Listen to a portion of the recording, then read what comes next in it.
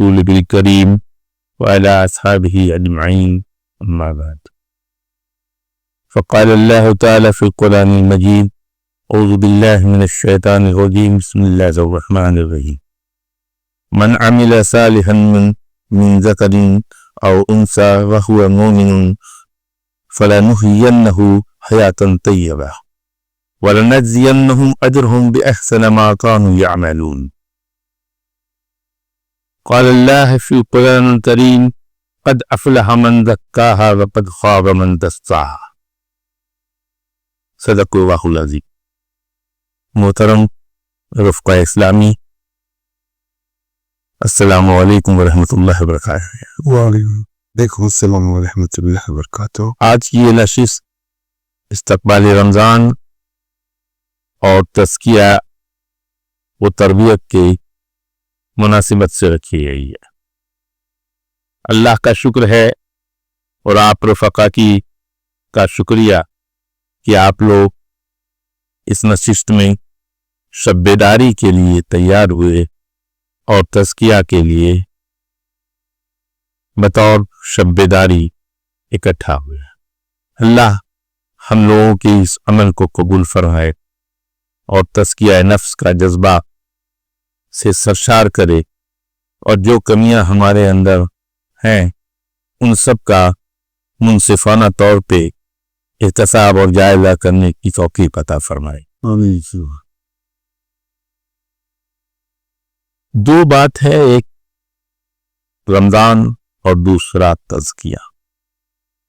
تزکیہ پر ہم سے پہلے بھی بات ہو چکی ہے، تزکیہ نفس پر. میں آج خصوصی طور پہ تزکیہ نفس کو قلب سے جوڑ کر بات کروں گا. تزکیہ ہے کیا چیز؟ پاکی اور پاکیزگی کو تزکیہ کہتے ہیں. کس چیز کی پاکیزگی؟ ہم آپ سمجھتے ہیں کہ نفس کی پاکیزگی. نفس کی پاکیزگی کیا ہے؟ نفس کا رشتہ قلب سے کیا ہے؟ جبکہ قلب دل کو کہتے ہیں. دل ایک گوشت کا ٹکڑا ہے.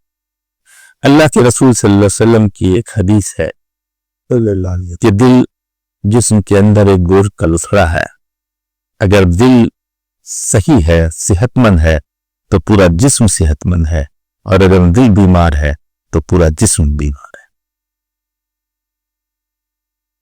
اللہ سے دعا ہے کہ ہم مومنوں کا دل صحت مند رہے اور دل ویسا تندرست ہو جو اللہ کو مطلوب ہے.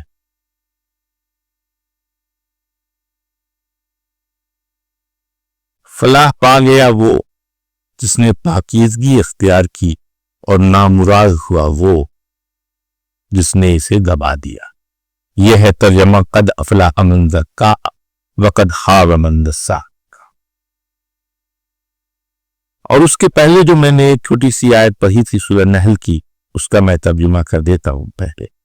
یعنی جو شخص بھی نیک عمل کرے گا، خواہ وہ مرد ہو یا عورت، بشرطے کہ وہ مومن ہو، اسے ہم دنیا میں پاکیزہ زندگی بسر کرائیں گے اور آخرت میں بھی.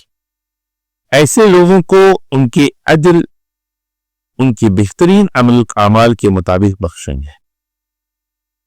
اس میں دو بات آئی ہے، ایک اجر اور دوسری زندگی بسر کرنی. مقصد یہ ہے، اللہ کا مومن سے خطاب ہے کہ جو مومن ہوگا، جو ایمان والے ہوں گے، انہی کے عمل مقبول ہوں گے، اور اس مقبول عمل کے عوض میں اللہ پاک اس دنیا میں بھی انہیں بہتر زندگی عطا فرمائے گا، اور آخرت میں بھی اس کا اجر اللہ پاک ضرور دے گا.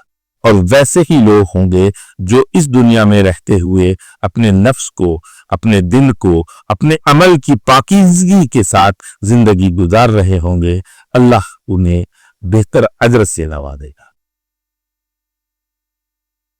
جیسا کہ ہم آپ جانتے ہیں، تزکیہ کا انسانی زندگی میں ایک اعلیٰ مقام ہے. انبیاء ہوں، صحابہ ہوں، صلحاء ہوں یا اسلاف، سب نے اپنی ذاتی شخصیات کو بلند مراتب پر لے جانے کے لیے تزکیہ کا سہارا لیا، اور قرآن میں کئی جگہ اللہ نے اس بات کے لیے رہتی دنیا تک کے انسانوں کو خطاب فرمایا ہے کہ اللہ نے نبیوں کو بھی بھیجا ہے تو وہ پاکیزگی کے لیے، کس کی پاکیزگی کے لیے؟ کہ قلب کی پاکیزگی کے لیے۔ میرے نبی پاک صلی اللہ علیہ وسلم دنیا میں آئے تو لوگوں کے قلب کی، لوگوں کے دل کی دنیا ہی بدل گئی۔ 13 سالہ نبی پاک صلی اللہ علیہ وسلم کی مکی زندگی اور چند رفقا جو جانباز صحابہ تھے اللہ کے رسول صلی اللہ علیہ وسلم کے، جو کفر میں تھے اتنے ہی شدت سے تھے، اور جب اللہ کے رسول صلی اللہ علیہ وسلم کی تبلیغ ان تک پہنچی، دعوت ان تک پہنچی، تو وہ جب تزکیہ کیا انہوں نے تو ان کے قلب، ان کا دل ٹھیک ویسے ہی پلٹ گیا جو اللہ کو مطلوب تھا۔ اور ان کی قربانیاں ہیں جو آج ہم اور آپ ایمان والے کہلا رہے ہیں۔ دنیا کے ہر خطے میں، دنیا کے پوری سرزمین پہ آج ہم اور آپ اللہ کے نام لیوا اور اللہ کے رسول کی کلمہ کو بلند کرنے والے ہیں۔ اللہ اسے اور ترقی عطا فرمائے۔ نفس کو قلب پر کنسنٹریٹ کرتے ہوئے کچھ بات کرنا چاہیں گے، اس لیے کہ اللہ نے قرآن میں نفس سے زیادہ قلب کی بات کی ہے، دل کی بات کی ہے۔ مفسرین کی تفسیرات یا تفہیمات کو پڑھنے سے پتہ چلتا ہے کم و بیش 13 جگہ قرآن میں قلب کا مختلف نام سے قلب کو اللہ نے نوازا ہے، اور محققین اور مفسرین قلب کے یعنی دل کے قرآن کی رشتے سے، قرآن کی اصطلاح سے اور بھی کئی عادات شمار کیے۔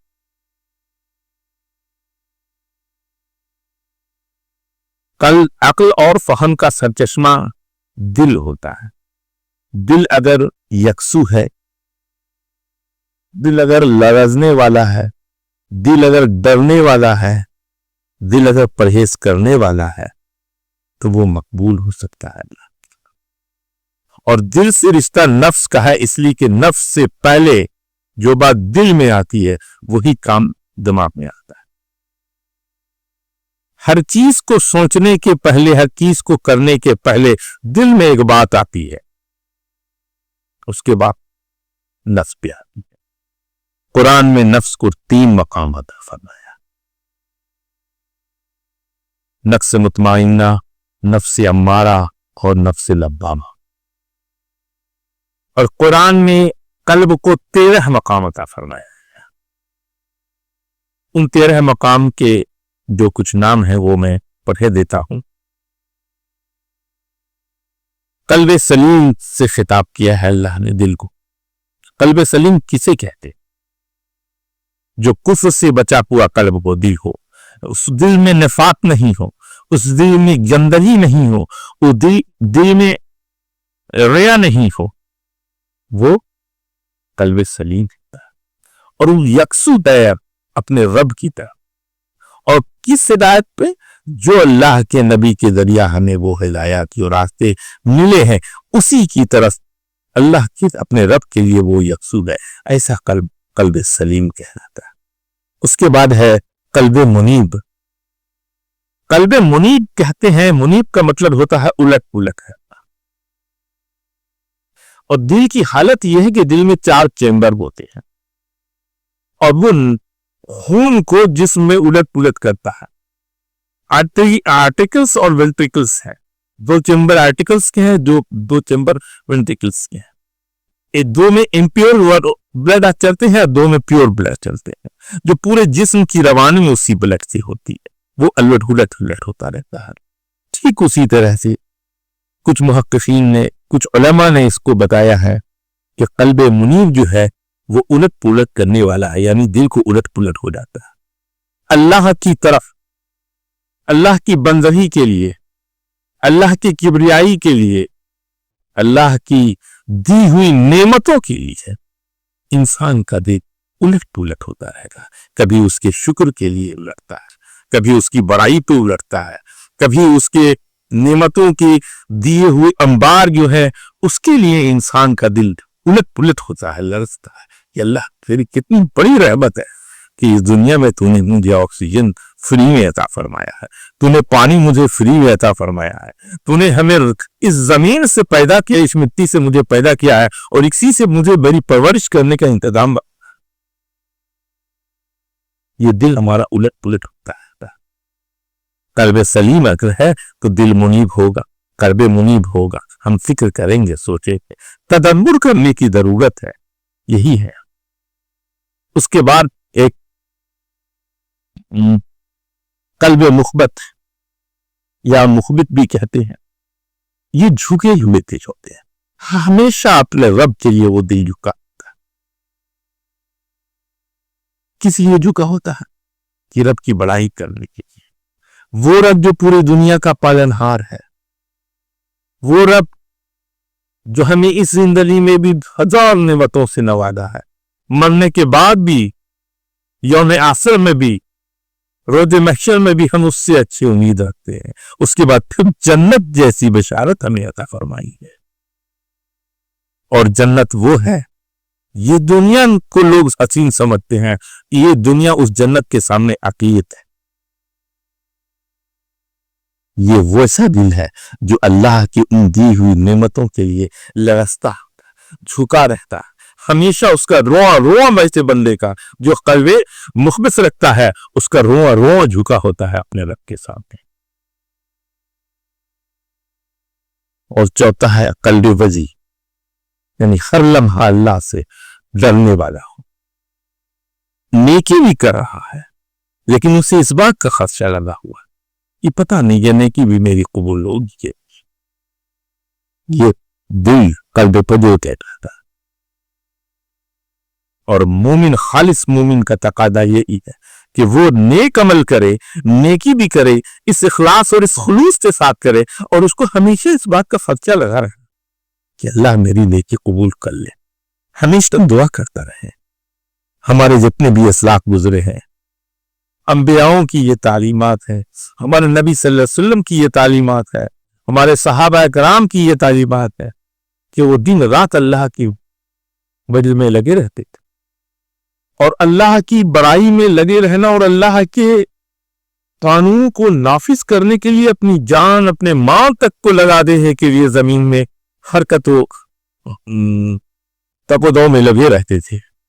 اور کتنی صحابہ ہمارے اس دنیا سے شہادت کا جام نوش فرمایا ہے. اس کے بعد بھی ان کو اس بات کا لگا رہتا کہ پتہ نہیں اللہ کو کرے گا.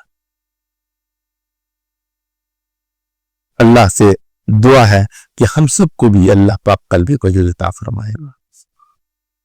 اس کے بعد ہے قلب تقی، یعنی اللہ کے شعائر کی تعظیم، اللہ کی جو نشانیاں ہیں مومن کے لیے اس کی عزت کرنا، اس کی تعظیم کرنا.